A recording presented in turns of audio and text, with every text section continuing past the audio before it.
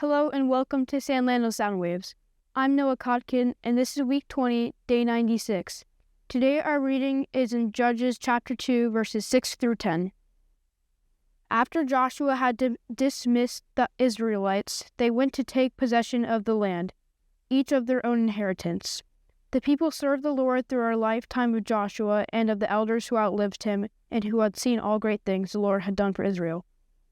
Joshua, son of Nun, the servant of the Lord, died at the age of 110, and they buried him in the land of his inheritance at Timnath Heres in the hill country Ephraim north of Mount Gaash. After the whole generation had been gathered to their ancestors, another generation grew up who knew neither the Lord nor what he had done for Israel. Now let's consider our 7 arrows or 7 questions. 1. What does this passage say? 2. What did this passage mean to the original audience? 3. What does this passage tell us about God? 4. What does this passage tell us about man? 5. What does this passage demand of me? 6. How does this passage change the way I relate to people?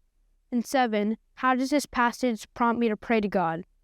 Now, let's look at a brief devotional about this passage on page 113 of our book 7 Arrows.